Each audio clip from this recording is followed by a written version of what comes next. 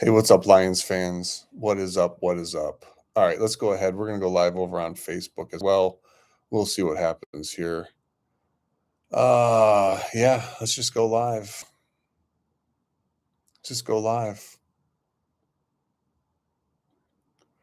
What is up? What is up, folks? Detroit Lions fans, here it is today. This is the morning after, or the afternoon after, or the 3 days after, depending on when you watch this. This is the podcast with me, Mike Vanderpool, aka Heart of a Lions fan, doing a recap of the Detroit Lions versus the Los Angeles Rams. I've got coffee here, so be careful, folks. This is coffee, good coffee. Go buy coffee. Hopefully, you can't hear me sipping. All right. Holy smokes, folks. I'm going to just freaking come out and say it. Well, let's set up what this podcast is, right? So I'm going to look at the Detroit Lions versus Los Angeles Rams game. What I would argue a very winnable game against one of the best teams, if not the best team in the NFC. Detroit Lions had the potential to win, but as usual, some dumb decision-making by our fearless leader, Dan Campbell, I'm going to argue is what cost us this game. So we do a 5 points of blame. Win or lose, it's basically like the whole what do they call it, game ball type thing. But this is 5 points of blame that's going to go to reasons, people, why we lost against the Los Angeles Rams. So we're going to do that. Definitely do that as part of this whole thing. We're not even going to talk about the playoff picture because right now I don't even care. Right, if it's out of our hands, I don't even care. Ifs and buts, candy and nuts. Chicago wins, Chicago loses. Now Green Bay doesn't have Parsons. Who knows, man? Who knows? And even if we do make the playoffs, here's the reality, folks. If we make the playoffs, if the Detroit Lions make the playoffs, do you know what's going to happen the first round? We're going to go to Green Bay. We're going to go to San Francisco, or we're going to go to Seattle, and we're going to get mollywopped. Because this team and its fundamental problem is Dan Campbell. And Dan Campbell can't help himself. And we've seen it time and time and time again. Dan Campbell cannot help himself. He's a degenerate gambler. He doesn't know how to call an offense, and he's barely capable of leading people at this point. Based on some of the body language on the sidelines, especially from somebody like David Montgomery, who I would argue did enough for us to win, but only was on the field for basically one drive and one play, I think he might lose this team. I think Dan Campbell is being found out right now that he's a good rah-rah guy, but when it comes to actually execution, not so much anymore, right? His fourth down magic is gone. He doesn't seem to be able to inspire his team in the moments. Dan Campbell looks lost on the sidelines. There it is, folks. I'm going to say it. 5 points of blame. I'm going to have a real hard time not attributing all 5 points of blame to Dan Campbell. Now, before we get into the 5 points of blame and the reasons, because I'm going to go and look at the play-by-play. I want to actually look at the actual plays to talk about this, because people come at me in the YouTube and on the Facebook and like, oh, you're just an idiot. You're this and you're that. And you're not a Lions fan if you're angry at the team. Come at me however you want, folks. I don't really care. I'm here. And I'm going to stay here, and I'm going to be who I am as a Lions fan. And if that means I'm irritated when we lose, then I'm going to be here, and I'm going to be irritated when we lose. But I'm going to give you the details on why Dan Campbell is to blame for this loss. But first, we got to talk about Dan Campbell and the nickname that I've chosen for him. So if you know me, if you followed me for a while, you know I'm like the king of nicknames, right? Jimmy Handshake for Jim Schwartz because of how he behaved with that handshake with Harbaugh, right? That stuck. Matt Derry still uses it today, right? Ben Too Cute Johnson. When Bears fans, you're going to find out. But now Dan Campbell, I'm probably being too harsh, so I might walk this back here today. But I'd love your opinion on it. I'm calling Dan Clown Show Campbell. Because it's kind of like a circus right now. It's a circus, and it's the same routine over and over and over again. It's like 20 clowns running out of a car, running in a circle, and not actually getting forward and making any progress, right? It's a little hysterical, a little absurd right now, aka a clown show. Now, that may be a little rough because Dan Campbell has done so much for our team. Dan Campbell has done so much for our organization, right? We have a winning team under Dan Campbell. And that is very, very, very valuable for us as Lions fans. Let's not get it twisted here, right? Like Dan Campbell, the talent that Dan Campbell has been coaching has also been responsible for bringing us to this point here where we actually have a team that is above 500 for 3 years in a row. When's the last time we had that? 90s? And we had a really great running back, so-so defense, okay offensive line that got decimated by injuries. Is this 91 all over again, folks? That's the question I'm starting to ask. So, with regards to Dan Campbell's nickname, this is what I'm thinking, right? I kind of like Dan Clown Show is too much. That's too much emotion and vitriol in the moment. That's coming from me. But I do like this Dan Fool Campbell. Like he's a Dan Fool, doing a podcast, Joe. A Dan Fool, Dan Fool Campbell. I really like that one. And I'm starting to like, after listening to Dan Campbell and his podcast, like Dan Marinelli Campbell, because he's repeating the same stuff over and over. He might as well, his whole clean it up and we will, might as well be like, get a shovel and dig it, right? But I think that Dan Fool Campbell or Dan Foolish Campbell might be what sticks here. Dan Clown Show is my vitriolic one. I'll dial that back because Dan Campbell has done some really good things for this organization. But where the Dan Fool has really failed us is here. And I'm going to share my screen here. Those of you on Facebook, I'm sorry, you're not going to be able to see this. You'd have to go over to the YouTube channel to check this out. Dan Campbell really has failed us here within the play calling. So let's just go ahead and look at this game yesterday. We will then also harken back to some of the previous games where we've seen some very similar things, going back all the way to our best chance at a Super Bowl, the playoffs in San Francisco a few years ago. So first drive of the game, we have a missed field goal to end it. Jahmyr Gibbs, 4 yards. Jahmyr Gibbs actually started out okay here. We were really pass heavy out of the gate. The run by Gibbs that was called back on a penalty by Sewell. I mean, that really killed this drive for us. We ran Gibbs for another 2 yards. We had Amon-Ra for 8, again, throwing short of the sticks as we continue to do here. But there we go, folks. Jake Bates, no good. Then the Rams get the ball. Hutch gets the touchdown. Hutch gets the interception. We get the touchdown. Boom, shalak, lock, boom. And Facebook, this may end because my battery's going to die on my phone, but who cares? Nobody's even watching this anyway. Hi, Facebook people. Wait for the long form. Then the second drive that the Lions have, this results in a field goal as well. But here's the thing that's interesting, right? We have the first, we throw a short pass. So we come out swinging and throwing. David Montgomery up the middle for 2 yards. Okay, cool. Another pass to Williams for 25 yards. J-Mo had a freaking amazing game. J-Mo and Amon-Ra. Who cares about Tesla? Who cares about freaking Khalif? Who cares about TK when you've got J-Mo and Amon-Ra getting open like they were in this game? Then you have David Montgomery for 5 yards. Then you've got David Montgomery for 10 yards. Then you've got the pass opening up. There's a lot of play action in there. And then you've got David Montgomery for 8 yards, David Montgomery for 2 yards, David Montgomery on that drive. What do you have? 6 carries, I believe, and averaged 5.2 yards a carry. And we never see him again until the very end of the game when we're in desperation mode and he touches the ball one more time and it's a touchdown. So this is where I have the biggest problem. People are going to be like, well, the defense. Dude, our defense is trash, bro. Our defense is trash. We're overpaying for Aleem McNeil. We're probably overpaying for Hutch. We got draft picks that aren't performing. We got DJ Reed, free agent, who, what in the frick league was that dude doing? We got Amik, who's fallen off a cliff. We got players that are hurt. Like this defense, if you're going to rely on your defense to do anything, then you're a damn fool, especially this defense. The problem is here, when we get into the second half of the game, here we go. Here's another pass. Gibbs for 3 yards, Gibbs for 2 yards, pass. Okay, quick score there. Then we get the Rams to punt. Sweet. One time they did it. Here we go again. Gibbs for 2 yards. Right, here we go. Incomplete.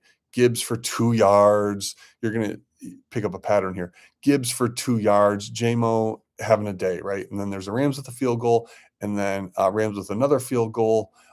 Lions defense did enough in the first half, obviously, to keep us in the game. And then here we go. This is now the third. Where's this half? Okay, so this is it right here. This is the first half, right? Or the second half of the game. This is so ridiculous, right? So ridiculous. Gibbs up the middle for 5 yards. Okay, that's cool. Second and 5, penalty, offensive holding. Why in the frick is Guy Ritchie in the actual game? I think that's a good point there. Campbell is in over his head 100% right now. That's thank you, YouTube comment. Um, why in the absolute F is Ricci in the game right now? But he comes in for one play as offensive holding. So even when Gibbs was doing well, our offense just craps out, right? And here we go. This is okay, right? This is the penalty hurt us here. All right, fine. Fine. And the Rams score a touchdown. And I believe at this point, I don't know, it doesn't actually give us the score. But the game is still really close here. And then this is where we have the problem, right? 3 plays, punt. Here we go. The deep middle pass to Williams. I love the play. I love the idea. Just not right there. Just not right there. Just not right there. And then there's the sack, and then there's incomplete to Gibbs, and there we go. This is the place where the deep shot hurts us because we should have been using David Montgomery here, right? And here it is. Rams score a touchdown. Game's completely flipped. Another 3 plays, another 3 yards. Gibbs up the middle for 2 yards. Williams for 1 yard. Amon-Ra, incomplete. And then here we go, another punt. And then 3 plays, Rams punt. We're still in decent standing here. And then we're going to go ahead now and more punting. Incomplete to David Montgomery. So David Montgomery did see the field again here. That's awesome. But why is it not a handoff, right? Deep middle to Raymond for 20 yards, sweet. 1st and 10. Why are we not running Montgomery up the middle? Why are we not using Montgomery like we did in that first play of the game? Like, it makes absolutely 0 sense. Gibbs for -1 yard, Gibbs for out of bounds for no gain, Gibbs for -3 yards. Like, this drive right here, whenever this was, right? 1st and 10, Detroit 34, the start of the 4th quarter. This is where we lost the game. Actually, probably before this, right? Because our offense can't sustain drives. And when they do, they can't score. I mean, yeah, we scored 34 points, but we had 4 possessions where we didn't score touchdowns. And the difference in this game, if we actually go back and look, and here's our touchdown, right? What happened here? I think this was pass, incomplete to Gibbs. Gibbs does get us 15 yards there. Gibbs in the passing game did really well. Gibbs in the running game did absolutely horrible, right? So here we go. Let's go and look at the actual box score, right? Look at Jahmyr Gibbs had 13 carries for 38 yards. His longest was 6. Yet we still continue to give it to him. David Montgomery had 7 for 32. I believe his average ended up being under 5 yards per carry, but his 6 yards per carry was 5.2 on that one drive in the first half. The difference here, look at this. This is the difference in the game. You can talk about the defense, you can talk about everything else, and yes, the offensive and defensive lines are part of the equation here, but you had freaking 15 attempts for 78 yards, 11 attempts for 71 yards. Don't figure out those averages. The difference in this game was the Rams were able to bust up the middle on runs, create short 2nd and 3rd downs, and that's why they were able to be successful in the pass game. We were able to be successful in the pass game when we were able to do that with David Montgomery, and then Dan Campbell, just like he does multiple times this year, just like the Lions did in San Francisco 3 years ago when we had the lead, 2 or 3 years ago, whatever it was, when we had the lead in the playoff game. Dan Campbell decides to not use David Montgomery. And the shot of David Montgomery on the bench, I'm pretty sure David Montgomery's over this nonsense. Yes, Jahmyr Gibbs is the best player, running back, all-purpose offensive weapon on this team. But Dan Campbell has failed consistently to put him in a position to win. Dan Campbell is the problem here, folks. Dan Campbell may be a great coach, but he's not a good offensive coordinator, and he's losing, I think, a little bit of the team. I mean, I think they're still going to believe in him and buy into him, but the timeouts are still awful. The end of game clock management is awful. 8 minutes left in the game. We're down by 2 scores, and we're not in hurry up. I don't understand what Dan Campbell is doing, but I know this. Dan Campbell is incapable of learning a lesson and adapting and making a change. Dan Campbell is a fool because a fool is a person who is incapable of learning. I'm a learning scientist, right? That's my job. I'm a teacher. I'm an instructional designer. I know learning science. Dan Campbell continues to repeat the same mistakes over and over and over. And that's why my 5-point play, I'm giving all 5 to Dan Campbell. Dan Campbell is the reason we lost this game. 100%. This was a very winnable game about what some people are calling the best team in the NFC. And Dan Campbell's decision making kept us from winning this game. You can call me a hater. You can call me a fair weather fan, bandwagon fan. You can say, oh, I'm just toxic and I'm clickbait and I'm always negative. I'm not. When we win, I'm happy. When we lose, I'm trying to figure out why. And why we lost this game is 100% right here. You've got a running back that can pound the rock and drive it up the middle and put you in a better position for second and third down. And Dan Campbell refuses to use it. This game was lost when we scored 0 points in the third quarter, folks. Do you realize that? This offense scored 0 points in the third quarter, and the Rams scored 17 points. Eerily familiar to San Francisco.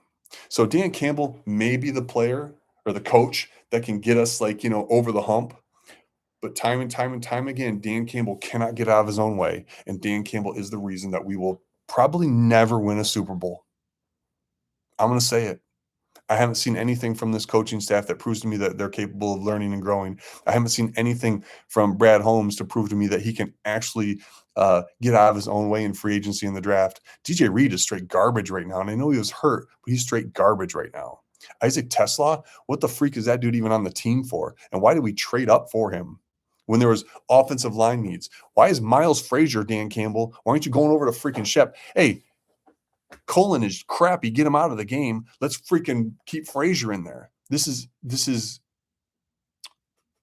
insanely ridiculous.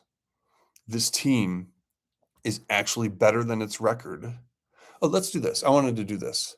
Let's go. Detroit Lions schedule. Let's take a look at this here, right? If we go back and look at this, we lost Facebook. It just shut down, right? So we've got the Packers mollywopped us early on. That's fine. We've destroyed the Bears, beat the Lions, beat the Browns, or beat the Ravens, beat the Browns, beat the Bengals. Chiefs clobbered us. We beat the Bengals. Poor Patrick Mahomes. 1-score game, 3 points versus the Vikings, right? 1-score game against the Eagles. 1-score game against the Packers. 1-score game against the Rams. And guess what I've heard as somebody who knows nothing about anything over and over and over again about 1-score games? 1-score games is on coaching. I'm going to say this for the last time today, at least for the next 5 minutes till I go check my comments and reactions over on the Facebook and the YouTube and the TikTok. But Dan Campbell is the problem. Dan is a fool because he doesn't know what he's doing, and it's not going to get any better, Lions fans, because I've seen zero evidence that Dan can get out of the way of his own ego and actually do what needs to be done and run the ball when he needs to run the ball with David Montgomery. So 5 points, all going to Dan Campbell. I'm over Dan Campbell, Dan Marinelli, Dan Foolish, Dan whatever. This is a rerun, folks, and I've seen it way too many times, and I know how it ends. And I'm all excited and flustered and shatterpated right now, and I got people calling me an idiot and yelling at me all over the place, and I'm negative and I'm clickbait. But guess what, folks? I'm a mother scratching Lions fans, and I ain't going nowhere. So forward down the field, mother scratchers. I'm out. Fair weather fan. Shit. Oh, and that's the other thing.